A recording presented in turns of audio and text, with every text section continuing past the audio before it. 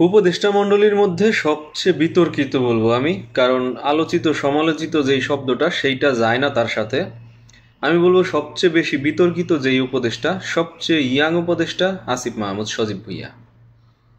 তাকে নিয়ে নানান কথা, নানান বার্তা, তার বিরুদ্ধে অনেক অভিযোগ।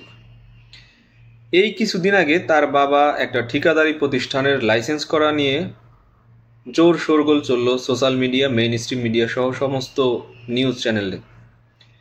ফাইনালি সে ভুল স্বীকার করে তার বাবার হয়ে ক্ষমা চাইল ফেসবুক পোস্টের মাধ্যমে। এছাড়া তার যে সহকারী পিএস, তার বিরুদ্ধে কোটি কোটি টাকা হাতিয়ে নেওয়ার অভিযোগ আছে। যদি ঘটনা সত্য হয় তাহলে আসিফ ভুঁইয়া যথেষ্ট রকমের ফাঁসা ফাঁসবে, কারণ কারো সহকারী যদি এত বড় দুর্নীতির সাথে জড়িয়ে থাকে, সেটা অবশ্যই যার সহকারী সেও কিছুটা জানে বা হয়তোবা ভাগ থাকতে পারে। অতি সম্প্রতি তিনি বাংলাদেশ যেই বিমানবন্দর, আন্তর্জাতিক বিমানবন্দর, সেই বিমানবন্দর দিয়ে বিদেশে কোনো এক মিটিংয়ে যাচ্ছিলেন। যাওয়ার সময় স্ক্যানিংয়ে ধরা পড়ে যে তার ব্যাগের ভেতরে ম্যাগজিন রয়ে গেছে, পিস্তলের ম্যাগজিন। তো সেইটা নিয়ে মোটামুটি যথেষ্ট শোরগোল। মুহূর্তের ভেতরেই সেই সিসিটিভি ফুটেজ ভাইরাল হয়ে যায়। তো তিনি সেটার ব্যাখ্যা দিয়েছেন যে ভুলবশত এটা রয়ে গেছে, কিন্তু অনেক প্রশ্ন ছিল যে তিনি আসলে অস্ত্রটা পাইলেন কিভাবে, কারণ তার যে বয়স, তার যে যোগ্যতা, সেই যোগ্যতায় আসলে অস্ত্র সে পায় কিনা।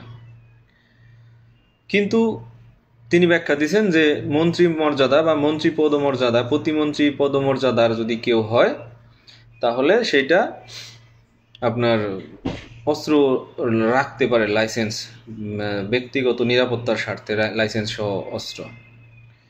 তো সে সেইভাবে অস্ত্র রাখছেন, বেশ ভালো কথা।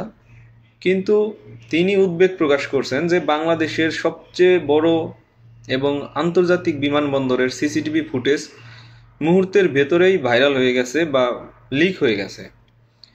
এইটা তিনি জাতীয় নিরাপত্তার স্বার্থে হুমকি স্বরূপ দেখতেছেন, এবং তিনি বলছেন যে আমরা ব্যাগে আসলে পিস্তল রেখে লাভ কি, আমরা যদি ব্যাগে মিসাইল নিয়ে ঘুরি তবুও আমাদের জীবনের কোনো নিরাপত্তা নাই।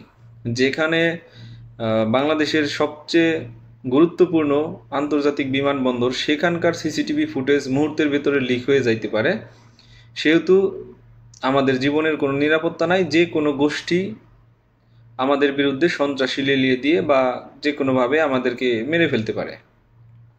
তিনি এরকম উদ্বেগ প্রকাশ করছেন।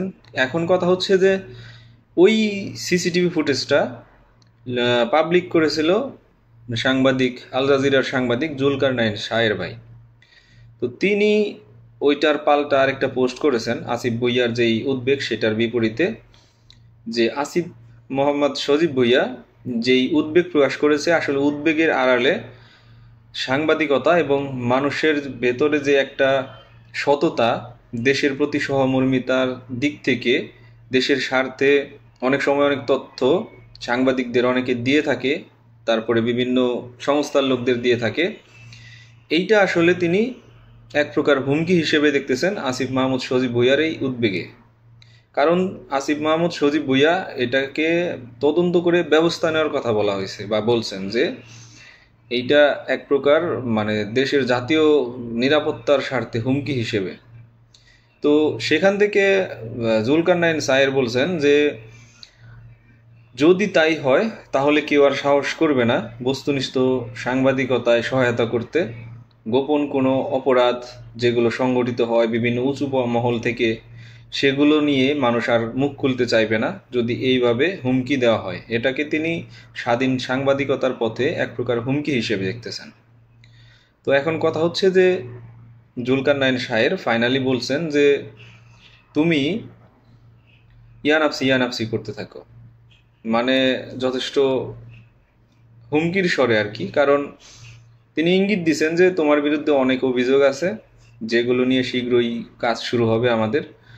আর আল জাজিরার কাজ সম্বন্ধে তো মোটামুটি বাংলাদেশের মানুষ সবারই ধারণা আছে কি পরিমাণ মানে বিধ্বংসী কাজ হয়।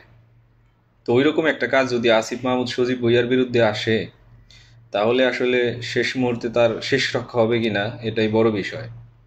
এরই মাঝে আসিফ মাহমুদ সজীব ভুঁইয়া যথেষ্ট রকমের বিতর্কে জড়াই গেছে। ঢাকা দক্ষিণ সিটি কর্পোরেশনের ইশরাক হোসেনের মেয়র পদে পদায়ন নিয়ে থেকে শুরু করে আপনার তার পিএস এর দুর্নীতি থেকে শুরু করে তার বাবার যেই অবৈধ এক প্রকার ঠিকাদারি লাইসেন্স নেওয়ার থেকে শুরু করে ফাইনালি আপনার বিমানবন্দরে ম্যাগজিন সহ ধরা পড়া, সব কিছু মিলিয়ে যথেষ্ট পরিমাণ বিতর্কে জড়াই গেছে। এবং তিনি যদি সতর্ক না হন, নিজেকে না শুধরান, তাহলে আসলে তার যে ইনোসেন্ট চেহারা, সেই ইনোসেন্ট চেহারার আড়ালে হয়তোবা অনেক ভয়ঙ্কর কিছু বেরিয়ে আসতে পারে। ভালো থাকেন সবাই, দেখা হবে নেক্সট কোনো ভিডিওতে। আল্লাহ হাফেজ।